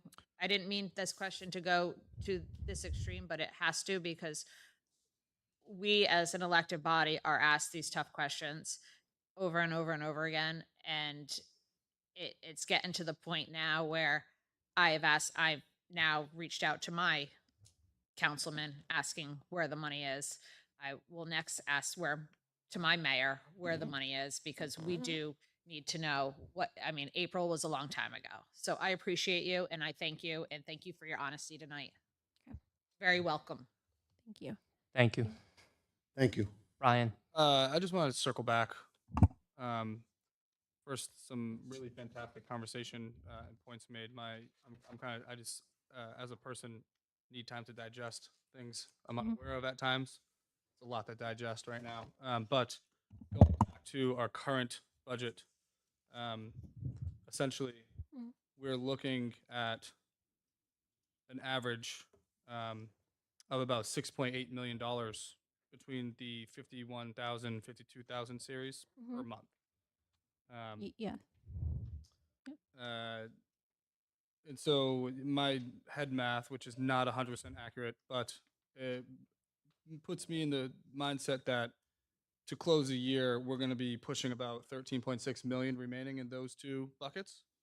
And the variance is the difference between 13.8 million, meaning we would be, not overspent, essentially. I hesitate to say that it's going to be very close for the 5100 and the 5200. There will be very close. And that 200,000 change plus or minus is, the difference of how many substitutes we're paying, essentially, or it could be there's things there, variables there. Yeah. But thinking about where we are now compared to the conversation, we had last time we were here, Mhm. it seems like the gap is not getting wider. Would that be safe to say? I would say that everyone collaboratively has worked together to manage how much we're spending negotiating with organizations to change our contract dates. So we have controlled the situation to the best of our ability. Anything else is things that we have no control over, which is those lines and the 5100, 5000, some of that, and the special ed. Again, anybody can get an IEP at any time that requires more specialized services. And I don't know, a tree could fall on a roof tomorrow. Those are some of the things that could send us over the edge. That was too low hanging fruit. Yeah. I don't know. Sorry. Okay.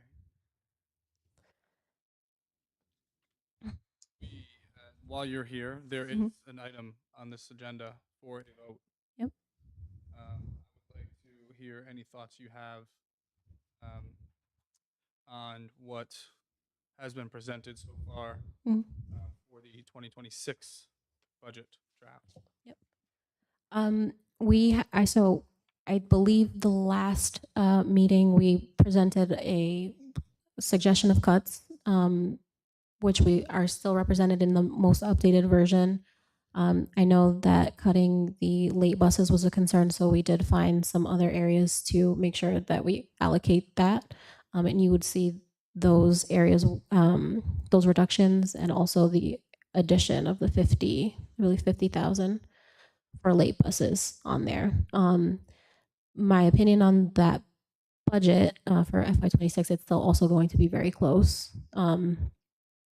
Some things to consider as we start working to the FY24 budget is how to get it more accurate. And it's really it's just the uncertainty right now of what federal grants will look like and what our allocation will look like in the future. So would it be fair to say the $103.5 million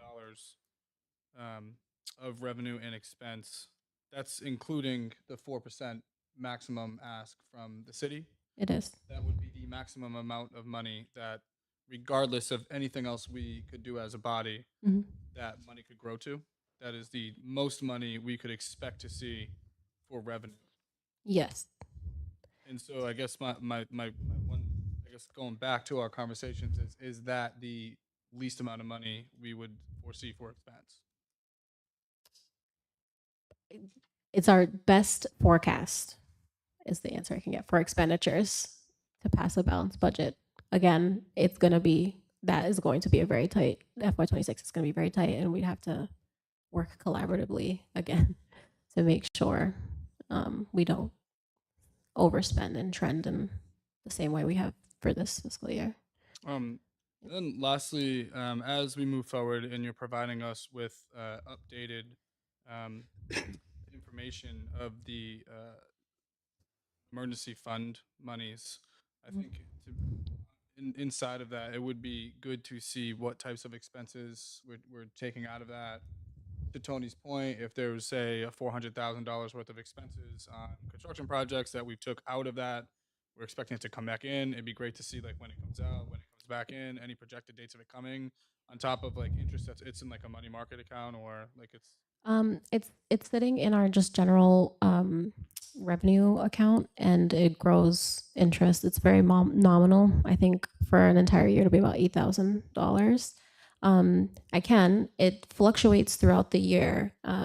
When we do, for example, it's what we use for, it's our reserves that we use for cash flow, right? So we do quarterly reimbursements requests for our federal grants. So there are moments when we're getting towards the end of the quarter, it'll be low, and then it gets replenished. So the ebbs and flows of just operations, which I believe is probably why you guys have not received that report. It's always changing, but we can try to build something out that would be meaningful information for you guys. Yeah. It's like the points I'm hearing. I don't want to just like repeat what everyone else has said, but it Yeah. sounds like we've been talking since late June about ways that we can save $8,000 worth of expense. Without really being fully aware that there's this bucket of money that, and I understand operational and managing with grants and bonded money that we're paying up front, we're getting it put back in. I get that. But I think I'm still just kind of chewing on it. Anyways, so in your expert opinion, this budget proposal that has not really changed much in terms of the high level numbers, 103.5 million, this is the best draft that we should expect for the revenue line and the expense line. Yes. Thank you. Through the chair, but just to confirm, going forward, you could update us on that, the reserve number. Wasn't there another account as well that had something to do with the cafeteria stuff or something? Oh, the school lunch fund? Yeah, This- maybe that was, so Yeah. get an update on that one as well. Yeah, we can. Thank you. And I got one more statement because I'm sitting there, I'm heated. Because like I said, I'm a pretty easygoing guy, but I just want my personal feelings. This whole school committee was played as a fool because Danny just said, Danny, no offense to you, but we approved those paving projects for the elementary schools. We sat here as adult elected officials. We had the money and we approved it. All of a sudden, we get less than a quarter of the project done. And isn't it a miracle? They all get put off to next year now. What would have happened if we did them all? They're not put off till next year. One's Did it- being what done did in you just say November. about the curb? No, Am I going deaf? no, we have to have all of those projects based on the safety money. We have to have all those projects completed by June 30th. That was always the date. When was Orlo supposed to be done? All was supposed to be done August 24th or 26th. And it's not done. It's not done. It's not done. Because, Spin it, it's not done. all right. That's what I'm saying. Because the scope of work was changed, because we went from the asphalt sidewalks to the concrete sidewalks after we spoke with the city.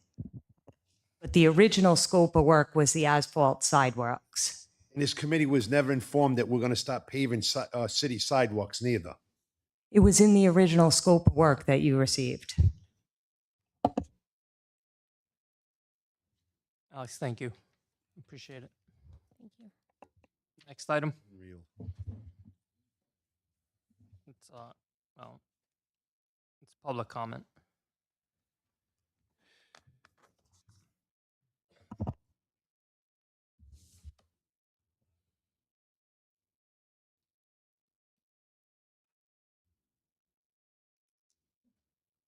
While she's getting that, do you mind if I just read something real fast? Does the school committee mind my public comment? Okay. Go ahead, Jess. Uniza Galant is not here tonight, but I did write something because she is leaving us. She was in our consent agenda tonight as resigning. I've been very lucky to have been with her since 2014. So I just want to quickly read something. It is never easy to say goodbye to someone who has left such a lasting mark on our school district. You have been nothing short of transformational.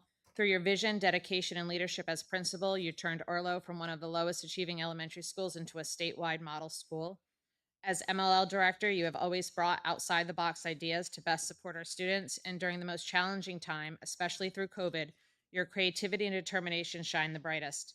You have the rare gift of changing the trajectory of people's lives through your teaching and leadership. You've built systems that empower, inspire, and lift others, whether through professional development, strategic planning, or creating equitable opportunities for our language learners. You haven't just guided us, you have empowered us to grow, believe in ourselves, and reach higher. Unizer, you've inspired us, challenged us, and believed in us. You've made East Providence a stronger, more vibrant, and more hopeful place. While it's hard to see you go, we are deeply grateful for everything you've given us, and we know you will continue to change lives wherever you go. I wish you the very best in the chapter of your journey, knowing you will keep inspiring, empowering everyone fortunate enough to work alongside of you. She passed this out, and it's a saying that I keep on my refrigerator to this day. She's just the way I look at education as a former teacher, and I am just very, very lucky that we had the opportunity to have her in our district for as long as we did, and I wish her the best. Thank you. Chrissy Rossi.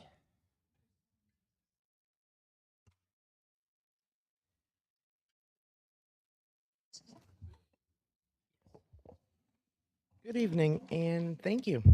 I must say, that was quite a meeting you guys just had. Way to go. And I don't mean to pile on top of you, but I've had my own day.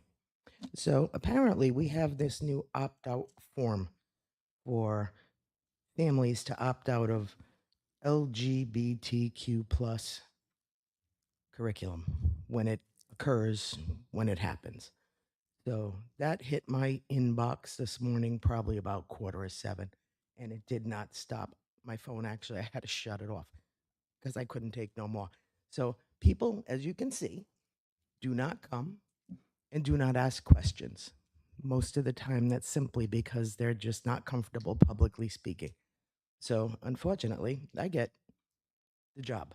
So here I am. I collected quite a few questions, and I will try and just, I'm sure you have the answers right off the top of your head, so I'll just go through because they're watching. Is there a curriculum being taught for LGBTQ plus?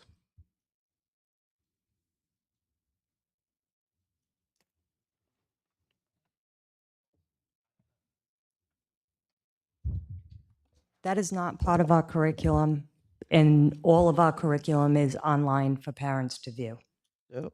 So the opt-out, just to clarify, the opt-out is, and it's more of an the opt-out is for notifications if those topics were to be taught in a classroom. So you would get a notice. If you check the box, you get a notice that you want to be notified if the topic was being taught. None of that is in our curriculum.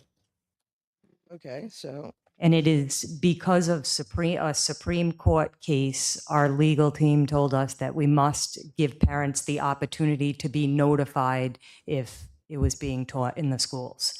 I did see that. Yep. And This was a district decision, not a school committee decision. I'm sorry, what was a district commission? The opt-out through the attorneys. Okay. I did see the ruling come in, Yep. so I totally understand why it is now there. But I don't think you guys realize how many people are parishioners in this city because they all hit me today.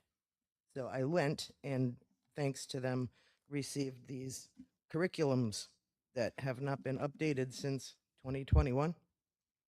And I pulled all the health ones as was asked of me to do. So apparently, the number 5, sexuality and family life, apparently has some people also curious as to what we're teaching our children.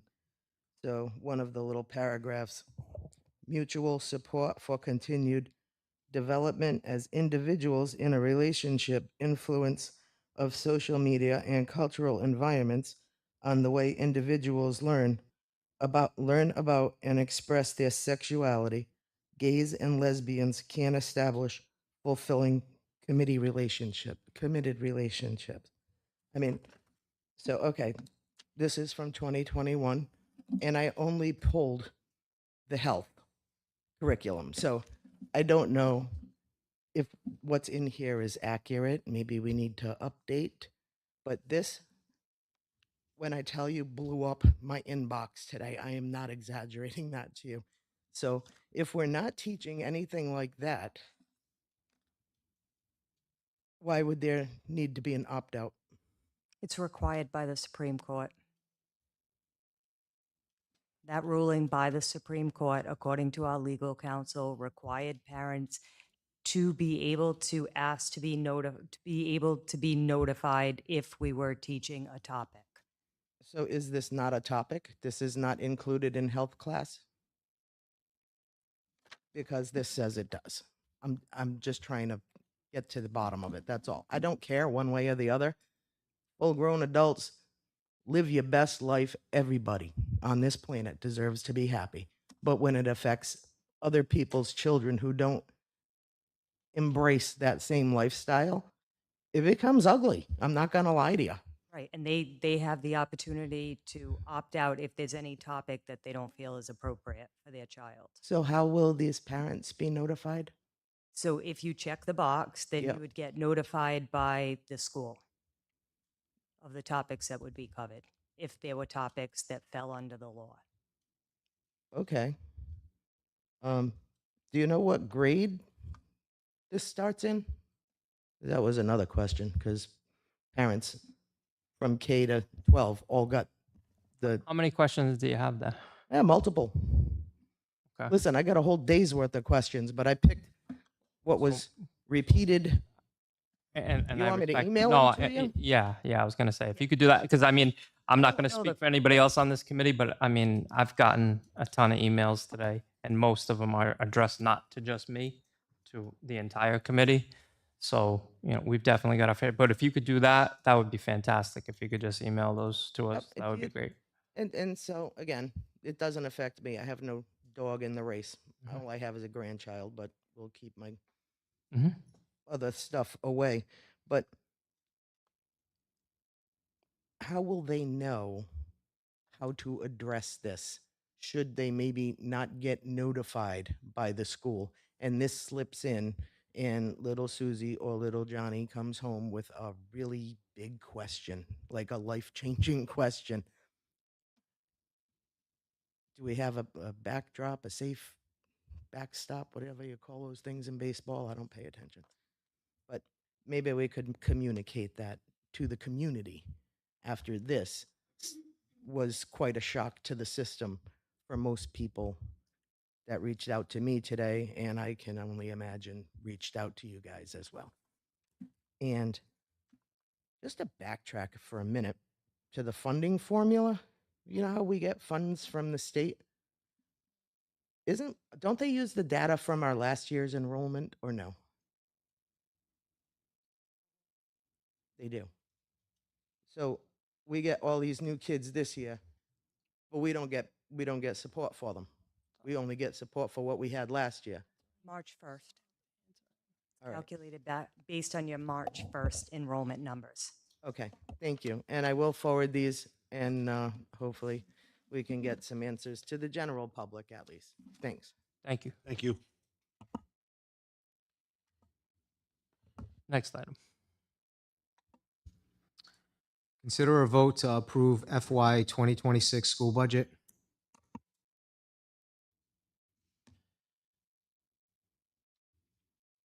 Is there an appetite for discussion? If not, I will entertain a motion.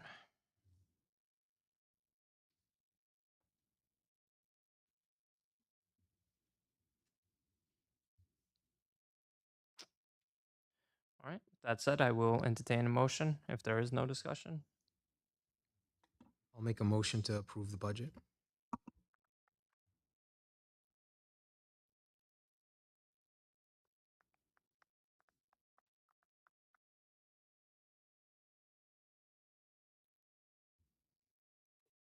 Just for clarity, going back to my comment earlier,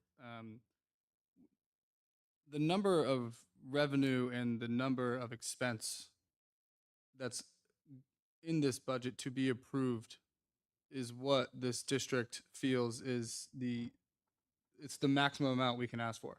It's also the maximum amount we would be able to spend. And I just wanted to be clear, thinking about it, right, as terms I've heard before, like it's a framework, right? The line items that live within a budget can be altered at any given time. Is that correct?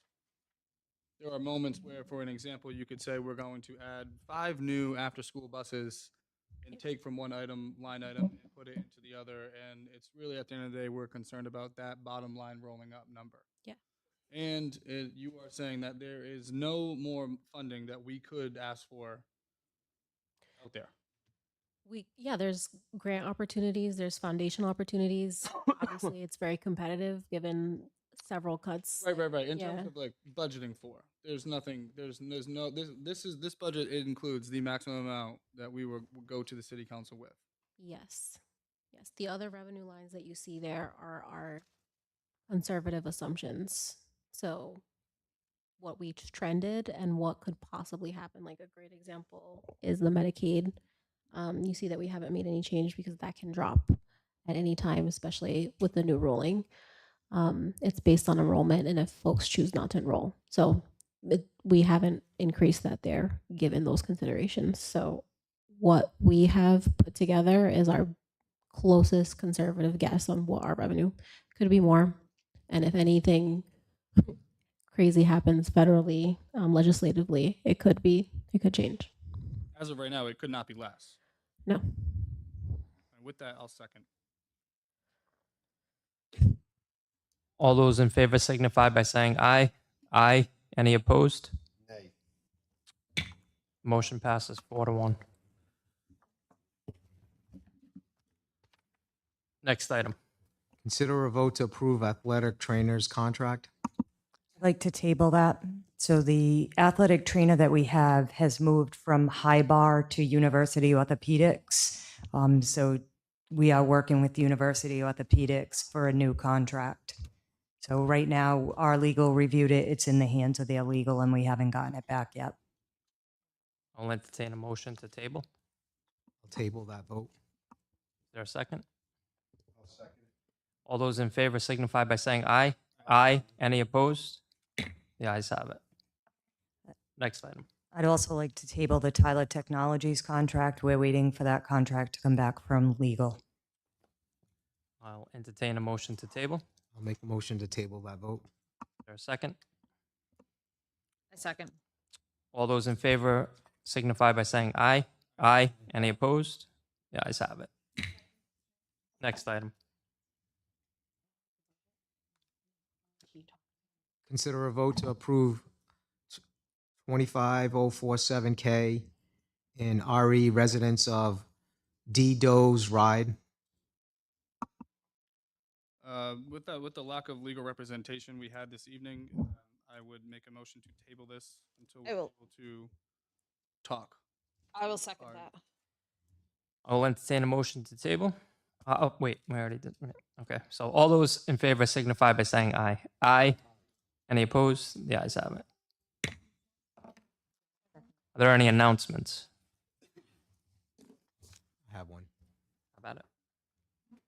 I know sometimes people like to focus on the negative, but we do have many positives happening in our district. Here's one I'd like to highlight. White Neck Elementary was recently recognized as at the Ride Attendance Matters event at the Rhode Island State House as one of the most improved schools in the state for reducing chronic absenteeism.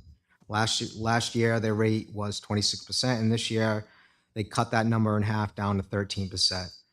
The success is the result of hard work of our students, families, and staff, all showing that coming to school every day truly can make a difference.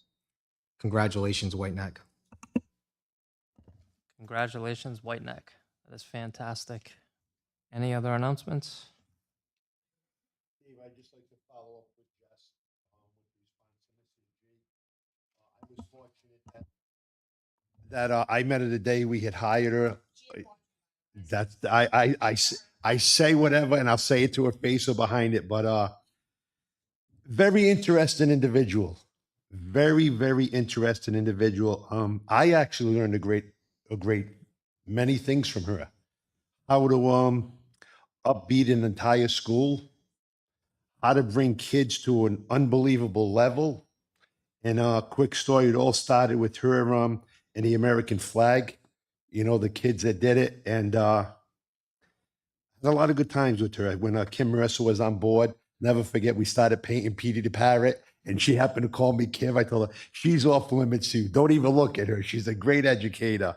And it was a great success what she brought to this district, 110%.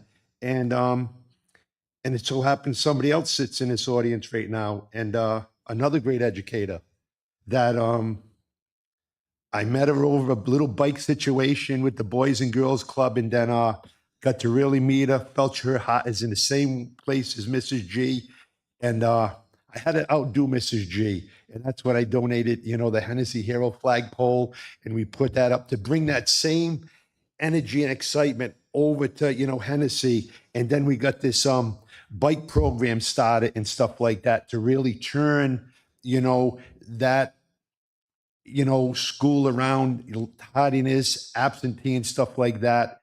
And I want to thank that individual that's sitting in here as well. We got some unbelievable people here, and that's why I just couldn't support this budget, because we're really beating on them. We just sat here tonight and took every penny that we really logistically could from our kids. But the one thing that bothers me, I've been saying for 4 months, let's sit down with the city. Let's see if the city could pay our trash bill this year. Let's see. And you know what? I don't mind talking. I do a lot. I work alone a lot. I love to talk. But someday people should start learning and listening to good ideas. We might not be able to touch contractual. We know we can't. But, I really believe we got some really good people on the city council. If we could have collaborated with them, pull them together, explain. And I want to thank you two guys for going to the city council meeting. They never come to our meetings. It's shameful. But that's just my opinion. But I think if they came the last couple of months and they really seen the struggle that, Sandy had put together to finance people, they could have got a little more insight from here. But I really believe we could have met with them and they could have taken off $200,000, $300,000 of this. It would have been a one-time thing. I would never want them to do it. But we put our backs against the wall this year, basically due to, different items. But I think the city, if we reached out to them, they would have stepped up to the plate and met us at least some of these items that they could have said, yeah.